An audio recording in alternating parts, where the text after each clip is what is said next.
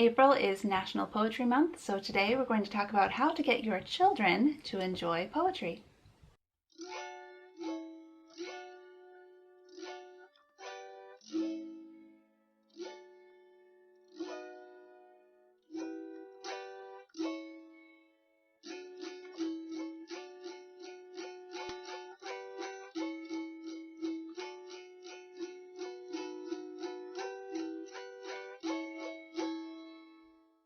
Hi, and welcome to the Book Bar, where everything bookish is on the menu. I'm Anjanette Barr, and this is a video that I promised a few videos ago when I shared how we homeschool using only literature and not textbooks. I mentioned near the end of that video that we also really like to read poetry, and I knew that this being National Poetry Month, I wanted to do a couple of videos about poetry specifically. So if you haven't already, check out my video about how you as an adult can enjoy poetry more, how to read more poetry. And I hope that if you're a person who hasn't read a lot of poetry yourself, and that's one of the reasons why you're watching this, because you don't know how to then pass that along to your children, that you will find that encouraging. Because I think it's really common to struggle with how to share something that you feel is important, like poetry, with your children when you feel unsure of it yourself. So do go back and watch that, but I hope that you'll also enjoy my ideas for how to introduce your children to poetry in a very non-confrontational, fun way. So you'll see behind me some of the books of poetry that I've collected over the years. I've gotten them very inexpensively, used almost exclusively. Yeah, I think I bought 2 of these at full price. So finding poetry, I know, isn't necessarily the struggle. If you have a used bookstore in your area, or you're familiar with Thrift Books or Better World Books, there's lots of options like that. Finding poetry is fairly easy, and I guarantee you your library has a ton of it. But what to do with it once you've brought it home? The 3 tips that I shared in my previous video definitely apply to introducing your children to poetry as well. But today I want to talk about some very specific things that we do to make poetry fun. If you're part of the homeschooling world, the idea of poetry tea time may not be new for you. That doesn't mean that you've tried it. I guarantee some of you are watching this thinking, oh, I know about poetry tea time, but it feels awkward, or it feels like extra. It feels like more than I can put on my plate, and I just feel like I have to do it a certain way. So poetry tea time is what it sounds like. We drink tea and we read poetry, but it doesn't have to be any particular type of experience. And I want to walk you through the various ways that we do poetry tea time and show you a lot of photos of the different types of tea time that we've had here in our family. You probably already have some ideas in your own head about the value of poetry and why you want your children to be familiar with it. I'll just tell you, in my experience, the number one value for us is actually the shared culture that it allows us to have as a family. Poems are, in general, shorter than reading an entire novel or even nonfiction book like a biography as a read aloud. So you are creating memories together with a very little commitment, a very small commitment. You're reading a poem or a few poems, or even if you read poetry for an hour, you're reading fewer words than you would if you were reading a novel. You can fit poetry into the cracks of your schedule. And all of your children hearing the same poem means that they automatically have something that they share. Poetry is also evocative. Emotionally, it can make you think about beautiful things. It can help kind of a catharsis of your sad emotions and help you reflect on the sad experiences you've had. And it can make you laugh or smile or cry, and your children will of course experience those things differently, but experiencing them together is so valuable. So these are some of the first books, poetry books that we had. We had A Child's Garden of Verses by Robert Louis Stevenson. I like this version, illustrated by Tasha Tudor. We had Where the Sidewalk Ends by Shel Silverstein. And we had this anthology of poetry from Dover, Favorite Poems of Childhood. And then I picked this one up. I think it was free because I recognized the illustrator Natalie Babbitt, Natalie Babbitt, as having written Tuck Everlasting, which is a book I enjoyed as a child, but the poet is Valerie Worth. So we started out with just a very few poetry books, and what we did was we got out the fine china, and we made some tea and some cookies, and we took turns reading a poem each. Now at that time I only had 2 readers.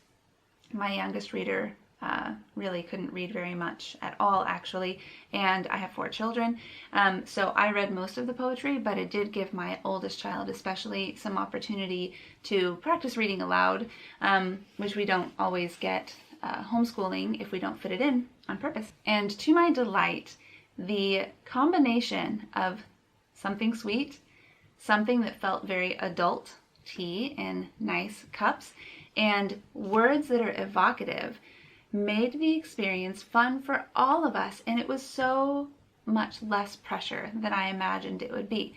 And here's where I want to make an impact on you. When you are starting out, if you've never done this before, or perhaps you've done it and you feel like it failed, or you've done it once and you haven't been able to muster the energy to do Poetry Tea Time again, when you're starting out, I want you to think of what is sustainable. Not because you have to do it every day, but because you're going to want to, and it really is difficult to throw a huge proper English tea every time you want to do this, nor should you have to wait until you have enough energy to do something that extravagant, because it's not effective because it's extravagant. It's effective as a means of teaching and coming together as a family because it's fun and comfortable and beautiful and really a comforting ritual. So my first tip for pulling Poetry Tea Time off successfully is to make it sustainable, so that, tip number 2, you can make it a ritual. And those are my 2 big tips for you, and we're going to flesh those out a little bit. But first I want to show you some pictures of us having Poetry Tea Time so you can kind of see what I mean.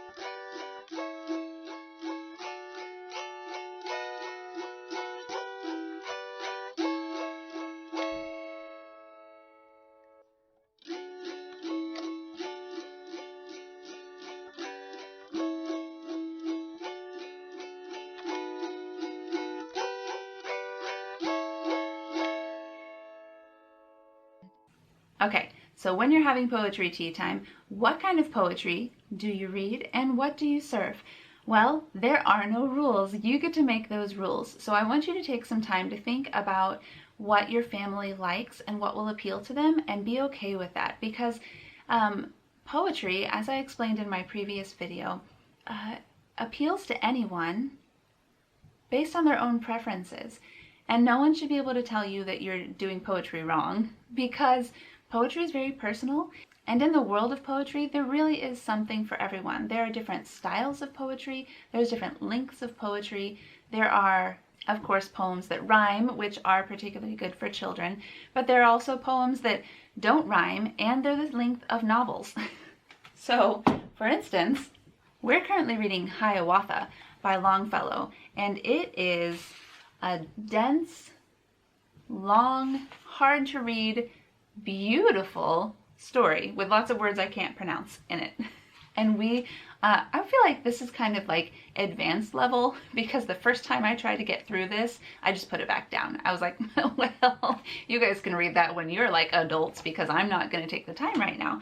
And the second time trying through it, because I've read a lot more poetry and because I've read aloud a lot more, my children are older, it's been a delight. So there are definitely poems that will challenge you. Your children are not going to get tired of poetry as they get older, I promise. In fact, this next year, my oldest child and I will embark on the journey of the epic poem Beowulf, which is something I haven't even attempted as an adult. So there's always room to grow, but I really want to emphasize the fact that it's okay to start little.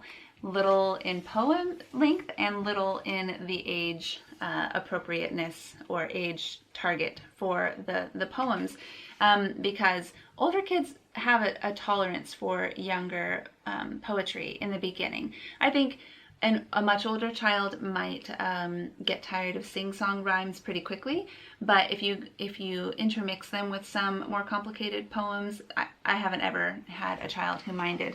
So this compilation, for instance, has sweet little poems like "My bed is a boat. My bed is like a little boat. Nurse helps me when I embark. She girds me in my sailor's coat and starts me in the dark." Now, even in this little first stanza of this poem, there's things to stop and talk about, but I would encourage you just to read through it, and at the end, if your child says, you know, why do they call her a nurse? Then you have a conversation starter. But the whole time you've been reading, they've been trying to picture this in their mind, and an illustrated copy helps with that for sure. This ended up being one of our very favorite books of poetry because it's called All the Small Poems and 14 More, and they are very short, so it wasn't intimidating to get through these, and it also was easy for my children to memorize these. So if you do homeschool and you're interested in introducing some memorization, this is actually a great place to start because they're so short. So they're so short that I can read you one. This one makes me happy because I can remember my now 13-year-old as a 7-year-old reciting this. It's called Pail.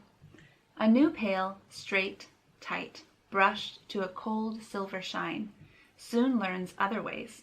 Once filled with oats or ashes, grayed by rain, its handle bent, its bottom dented, grown peaceful and plain, it becomes a real pail. So this poem doesn't rhyme, but it evokes this image, and it makes you think of a pail in a different light, and I just love how poetry does that for us. And do not underestimate the power of humor.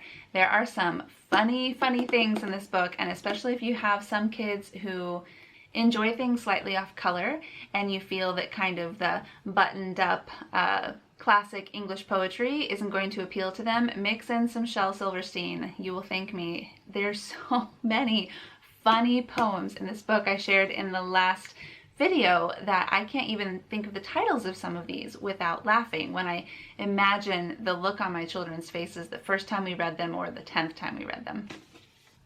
All right, so you've got a few books. You're ready to introduce your children to poetry. Do you have to serve tea? And do you have to make it fancy? Well, I hope you saw in some of my pictures that we not only do not always serve tea and we do not always serve sweets, but we certainly don't always make it fancy. What it is for us is a gathering time. Usually in the afternoon. We finished all of our other schoolwork a while ago. If you have kids in school, this would be an excellent after-school activity to just reorient and get them that after-school snack if they're like elementary age. I mean, middle schoolers and high schoolers obviously need snacks when they come home too. They're ravishing, but it's just a really good time to gather back together and gather around something like food or drink or both, to experience something together.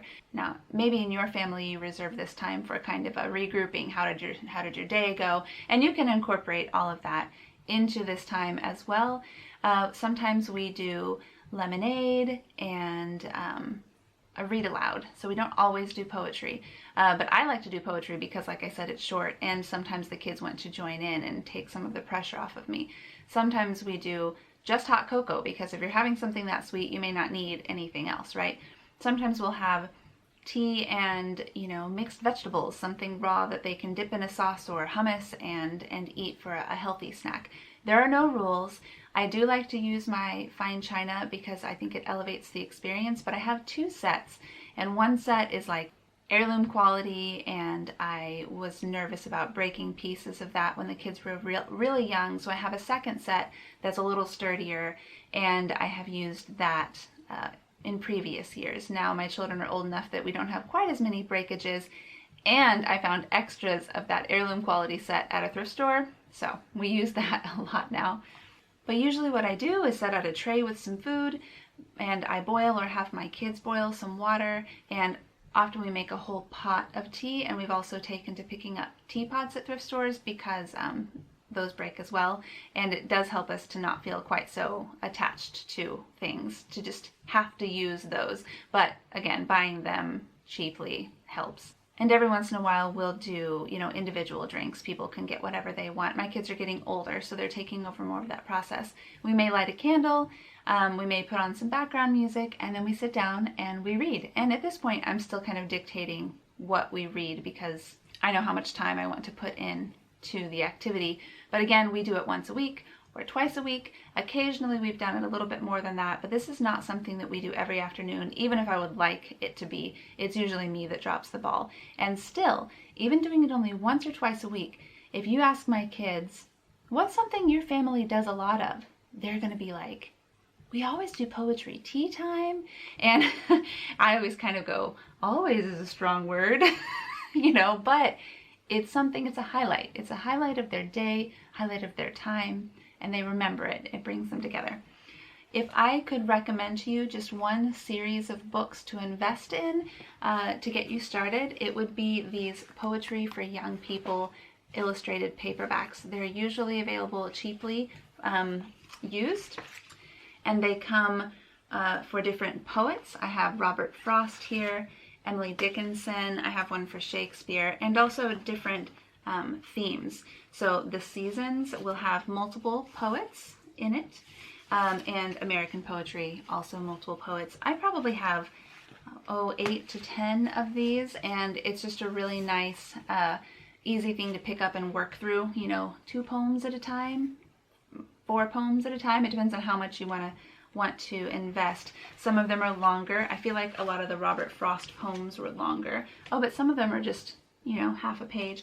But I love these beautiful illustrations, like his famous poem, The Road Not Taken. Even if you don't consider yourself an avid reader of poetry, they select for these editions the most well-known and most child-appropriate poems from each poet. So this one, The Road Not Taken, starts out, 2 roads diverge in a yellow wood. And you may have heard this poem at some place. I bet you've at least heard the last part, which is, repeating that, 2 roads diverged in a wood, and I took the one less traveled by, and that has made all the difference. So one of the values of reading poetry is when you hear that out of context, in a different context, you go, oh yeah, and you may not be able to place like the exact poem or the exact poet, but there's that familiarity, which I think helps us as we relate to each other. We have a commonality automatically when we hear something. And that's what pop culture does, right? We can all talk about the same TV shows or the same musicians, and it bonds us together. Poetry is another thing that has influenced English literature throughout history in such a way that when you're familiar with poetry, you'll find a lot of those bonds that you were only partially familiar with, and it will deepen your connection to everyone else. So I really like these, and I would encourage you to pick them up if you see them anywhere. And then also I would encourage you to go ahead and pre-read if you have very sensitive children. But this goes for any poetry book because people have different tolerances. This one, which is my favorite, Robert Frost, and I adore Robert Frost as a poet, has a poem about a child dying after getting his hand cut off by an axe while chopping wood. And I did not prepare myself for that. So you do need to pre-read, possibly, no matter what. But the great thing about pre-reading poetry is it takes 30 seconds. You can kind of scan it and go, okay, this one looks safe. Now, there have been seasons where we have not managed to do poetry tea time very often, and what we have done instead is gather together our friends and do poetry tea time together, and at that point is when I make a little bit bigger deal of it. Maybe you can divide the duties between different families and have one family bring the snack and the other family bring the drink, and you just bring the poetry and think through what you're going to read, or switch those around. We actually did this for a while in one of our tea shops in town. The tea shop owners were happy to host us. It was actually their idea to come in and do poetry tea time for the homeschoolers in our community, and it was lovely and it was a hit. And sometimes they even provided the tea for free, so that cut back on our expenses. But even if you're just buying a communal pot of tea at your favorite shop, or have everyone come to a coffee shop and buy their own hot chocolate or whatever. Gathering together is an opportunity to maybe make it a little fancier, maybe you'll, bring some finger sandwiches or something, but don't feel like you have to do that all the time. However, if you do something like that, one of the things I did during that time was to spread my poetry books out and have them bring their poetry book and have a very relaxed environment and encourage them to read their favorite poems. So this will be easier once your children are more comfortable with poetry, but it can also be a motivation for you if you're looking for a reason to become comfortable with poetry. Tell your kids that in a month you want them to do a poetry tea time party with their friends, and you want them to pick out their favorites. And they may be even, depending on their age, willing to sit down with a poetry book and choose those favorites and mark them and start to memorize them. It can be really great to give them a goal, or as a family to make a goal of reciting a poem at a talent show or at Christmas.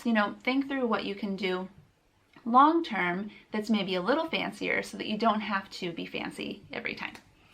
I love this book of poetry. It is A Child's Calendar by John Updike, and every month it has a short poem about the month and a really detailed, lovely illustration that you can really sit and meditate over. So if you homeschool, or if you have any family gathering time that you have worked into your family schedule, something like this where there's just one poem a month, that's even a fine place to start. Sit down and read one poem a month. And then your children, when you say, it's time to read poetry or it's poetry tea time, after the second time or so, they're like, oh, it's this time. Okay. Especially if they're younger. But I think even if you have older kids and you've waited to introduce poetry to them, it's not going to take them long to warm up to this if you're comfortable and if you're making it fun and low pressure. Some years we've chosen a poet to focus on for the entire year, and this year we read all of Joyce Sidman's poetry picture books. I thought I was going to only read one of hers, but then I found a bunch of them on Better World Books, I think, and they have different illustrators, but with each book I've been blown away by the illustrators they chose to pair with her poems. And she does this cool thing where she talks about a subject. This says, love poem of the primrose moth. And then there's this side panel with scientific information, interesting scientific information about the primrose moth. And if you have science lovers, this is a great poet to look at because her books offer more than just poetry. So even if they have to wait through the poem to get to the scientific information, I think this is a fun way to go. So this one's called Dark Emperor and Other Poems of the Night. And I just wanted to emphasize again that sometimes poetry can be a story. Think about 'Twas the Night Before Christmas, or this one is Paul Revere's Ride by Longfellow again. And it tells the story of Paul Revere. I mean, it's a little bit of a mythologized, is that a word? It's a little bit of a tall tale at this point. It's kind of a legend, but it's important still for our culture to know who Paul Revere was and at least what we believe of him that happened during Paul Revere's ride. And then, I have it here somewhere. Oh, here's an example of a longer one. May Be by Caroline Starr Rose is a novel-length poem. So don't forget that poetry comes in all shapes and sizes, including haikus. Where did I put that book? This is a super fun one if you have older kids who are science-minded. Our family likes science a lot, so I have a lot of science resources floating about. This one was new to us this year. It is a book of haikus, which I had not done a lot of introducing my kids to. I don't feel like haikus read aloud as well, so that's why I hadn't just dove into doing haikus during tea time.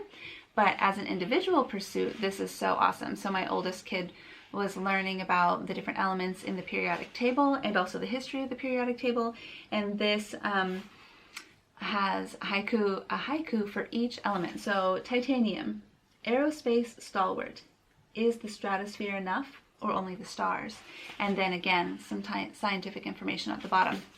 So if you have older kids, check out this, but also just don't be afraid to seek out poems on topics that they're interested in. It doesn't have to be classic English poetry to be valuable.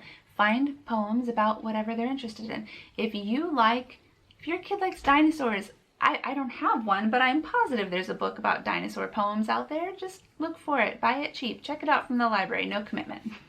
You can also search out poetry that will help you in your other studies, including history. So I should have brought Langston Hughes. I have a Langston Hughes collection downstairs that we read for Black History Month a few years ago, and then last year we got this one from Costco.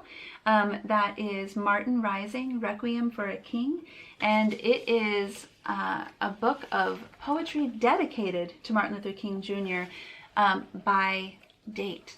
So it was a very interesting format, and so you can find poetry books on any subject you're interested in. Just a couple more examples. This is great for little kids. You can get a volume of a poet that you enjoy and just pre-read and pick out the ones that are good for kids. And this book of poetry, you can watch my previous video for an example. My battery's dying, I'm hurrying, sorry. But it's for two people to read together. And a favorite is Hailstones and Halibut Bones.